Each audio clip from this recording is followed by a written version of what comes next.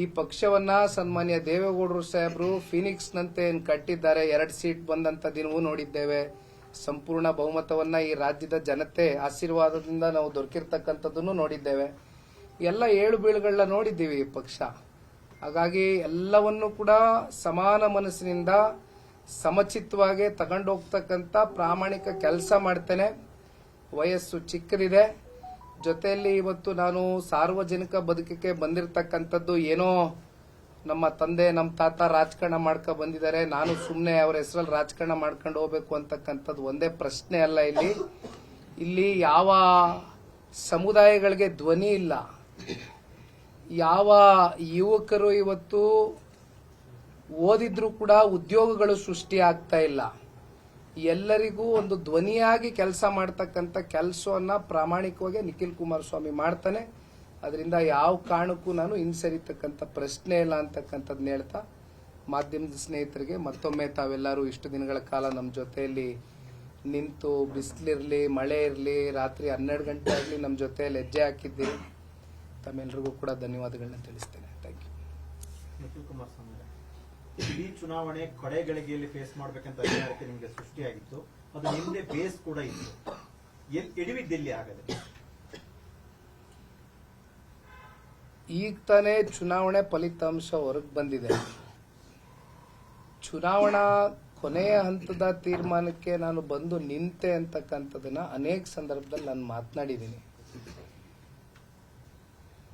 ಯಾವ ಒಬ್ಬ ವ್ಯಕ್ತಿ ತಗೊಂಡಂತ ನಿರ್ಣಯಗಳು ಯಾತಕ್ಕೋಸ್ಕರ ತೀರ್ಮಾನಗಳಾಯಿತು ಇವೆಲ್ಲವೂ ಕೂಡ ಈಗ ಪೋಸ್ಟ್ಮಾರ್ಟಮ್ ಮಾಡಿಕೊಂಡು ಕೂರೋದ್ರಲ್ಲಿ ನನ್ನ ಅಭಿಪ್ರಾಯದಲ್ಲಿ ಸಮಯ ವ್ಯರ್ಥ ಮಾಡ್ಕೊಳ್ಳೋದ್ರಲ್ಲಿ ಬೇಡ.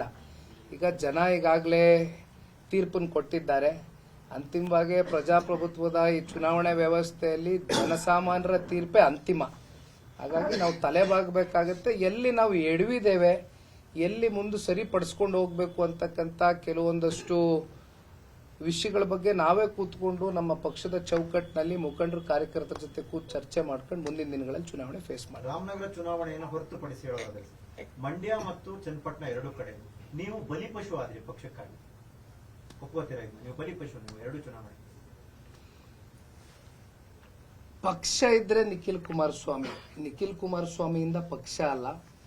ನಾನು ಪಕ್ಷದ ಸಾಮಾನ್ಯ ಕಾರ್ಯಕರ್ತನಾಗಿ ಚಿಂತನೆ ಮಾಡ್ತೇನೆ ಪಕ್ಷದ ಪರವಾಗಿ. ಈಗ ಬಹುಶಃ ಒಂದು ಮಾತು ಉದ್ಭವ ಆಗೋದು, ಈ ಉಪಚುನಾವಣೆಯಲ್ಲಿ ಆ ಸಂದಿಗ್ಧ ಪರಿಸ್ಥಿತಿಯಲ್ಲಿ ಇವತ್ತು ನಾನು ಚುನಾವಣೆಗೆ ಬಂದು ನಿಲ್ಲಬೇಕಾಗಿ ಬಂತು.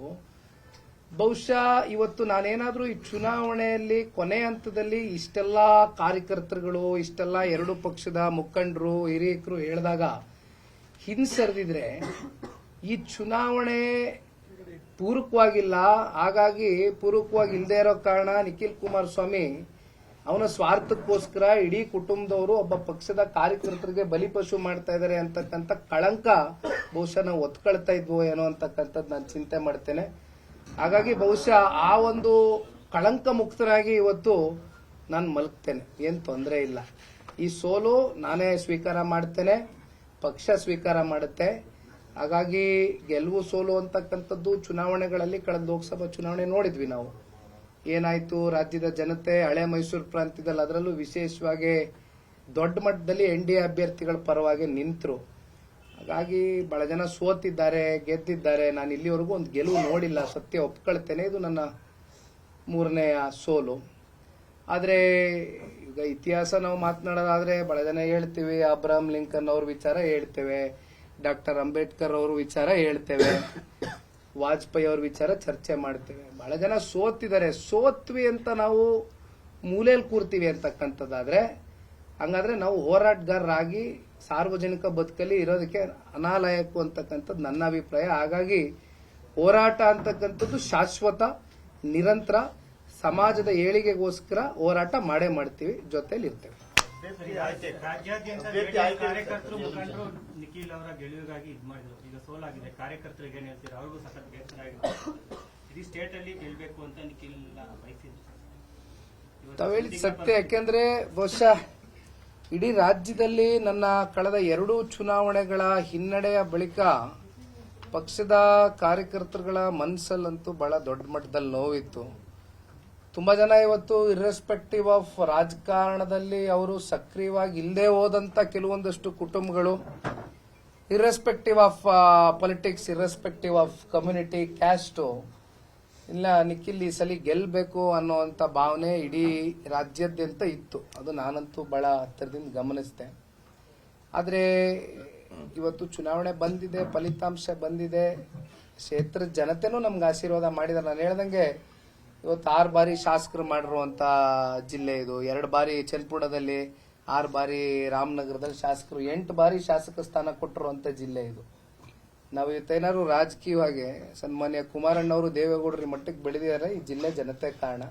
ಹಾಗಾಗಿ ನಾನ್ ಸೋತಿರ್ಬೋದು, ಆದ್ರೆ ಆ ಋಣ ತೀರಿಸ್ತಕ್ಕಂಥ ಕೆಲಸ ಆದ್ರೂ ನಾನು ಮಾಡ್ಬೇಕಲ್ವಾ, ಆ ಕೆಲಸ ನಾನು ಮಾಡ್ತೀನಿ.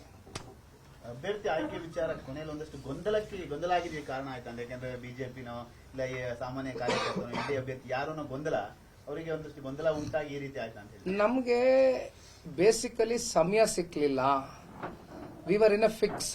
ಯಾಕೆಂದ್ರೆ ನಾವು ಅವ್ರ ತರನೇ ಈ ಲೋಕಸಭಾ ಚುನಾವಣೆಯ ಬಳಿಕ ಅಥವಾ ಆ ಒಂದು ಹಂತದಲ್ಲೇನೆ ನಾವು ಕೂತ್ಕೊಂಡು ಪ್ಲಾನಿಂಗ್ಗಳು ಮಾಡ್ಕೊಂಡು ನಾವು ಚುನಾವಣೆ ಸ್ಪರ್ಧೆ ಮಾಡಬೇಕು, ನಮ್ಮ ಸ್ವಕ್ಷೇತ್ರ ನಾವು ಕ್ಲೇಮ್ ಮಾಡ್ಕೋಬೇಕು, ನಾವು ಟಿಕೆಟ್ ಬಿಟ್ಕೊಡ್ಬಾರ್ದು ಇನ್ನೊಬ್ಬರಿಗೆ ಅನ್ನೋ ಒಂದು ಮನಸ್ಥಿತಿ ನಮ್ಮಲ್ಲಿ, ಆ ಸ್ವಾರ್ಥದ ಮನೋಭಾವನೆ ಇದ್ದಿದ್ರೆ ಬಹುಶಃ ಈ ಚುನಾವಣೆ ಗೆಲ್ತಾ ಇದ್ವಿ. ಯಾಕೆಂದ್ರೆ 4 ತಿಂಗಳು ನಮ್ಗೆ ಟೈಮ್ ಸಿಕ್ಕಿರೋದು, ಅವ್ರಿಗೆ ಆ ಟೈಮ್ ಸಿಕ್ತು.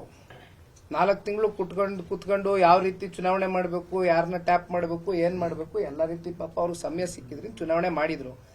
ನಮ್ಗೆ ಸಂದಿಗ್ಧ ಪರಿಸ್ಥಿತಿ.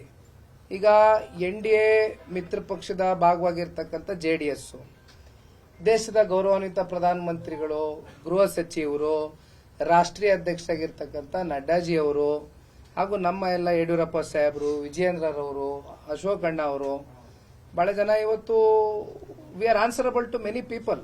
ನಾವು 2 ಪಕ್ಷದ ಕಾರ್ಯಕರ್ತರಿಗೆ ನಾವು ಉತ್ತರ ಕೊಡಬೇಕಾಗಿತ್ತು. ನಾವು ನಮಗ್ ಬೇಕಾದಂತ ತೀರ್ಮಾನಗಳು, ಸ್ವಇಚ್ಛೆಯಿಂದ ತಗೊಳ್ತಕ್ಕಂಥ ತೀರ್ಮಾನಗಳು ಆಗ್ಲಿಕ್ಕೆ ಆಗ್ತಾ ಇರಲಿಲ್ಲ. ಇದು ತಾವು ನೋಡಿದ್ರಿ, ಕಟ್ಟಾಕಿದ್ವಿ ನಾವು ಕೊನೆಗೆ ಲಾಸ್ಟ್ ಮೂಮೆಂಟ್ ಅಲ್ಲಿ ಅವರು ಈ ಒಂದು ನಿರ್ಣಯಕ್ಕೆ ತೀರ್ಮಾನಕ್ಕೆ ತಗೊಂಡಾಗ ಕೊನೆಗೆ ನಮಗೆ ಸಮಯ ಸಾಕಾಗಲಿಲ್ಲ. 18-20 ದಿನದಲ್ಲಿ ಬಹುಶಃ ಪ್ರತಿಯೊಬ್ಬ ಜನತಾದಳ ಪಕ್ಷದ ಕಾರ್ಯಕರ್ತರಲ್ಲೂ ನಾನು ಇಲ್ಲಿ ನಮ್ಮ ಚನ್ನಪಟ್ಟಣ ತಾಲೂಕಿನ ಕಾರ್ಯಕರ್ತರಿಗೆ ಹೇಳುವಂಥದ್ದು, ಇಷ್ಟು ಪ್ರಾಮಾಣಿಕತೆ, ಇಷ್ಟು ನಿಷ್ಠೆಯಿಂದ ಚುನಾವಣೆ ಮಾಡಿರ್ತಕ್ಕಂಥದ್ದು ನಾನು 2 ಚುನಾವಣೆ ನಾನು ಮಾಡಿದ್ದೀನಿ. ಒಂದು ಮಂಡ್ಯನೂ ಮಾಡಿದ್ದೀನಿ, ರಾಮನಗರನೂ ಮಾಡಿದ್ದೀನಿ. ಆದರೆ ಈ ಚುನಾವಣೆಯಲ್ಲಿ ಒಬ್ಬ ಸಾಮಾನ್ಯರಲ್ಲಿ ಸಾಮಾನ್ಯ ಕಾರ್ಯಕರ್ತ ಕೂಡ ನಿಖಿಲ್ ಪರವಾಗಿ ಪ್ರಾಮಾಣಿಕವಾಗಿ ಕೆಲಸ ಮಾಡಿದ್ದಾರೆ, ದುಡಿದಿದ್ದಾರೆ. ಅಂತವ್ರಿಗೆ ನಾನು ಋಣೆ ಆಗಿರ್ತೀನಿ. ಅಂತವ್ರ ಜೊತೆಯಲ್ಲಿ ಧ್ವನಿಯಾಗಿ ಕೆಲಸ ಮಾಡುವಂತ ಜವಾಬ್ದಾರಿ ಇದೆ, ಮುಗಿದೋಗಿದೆ. ಈಗ ಮುಂದೇನ್ ಮಾಡ್ಬೇಕು ಮಾಡ್ತೀನಿ.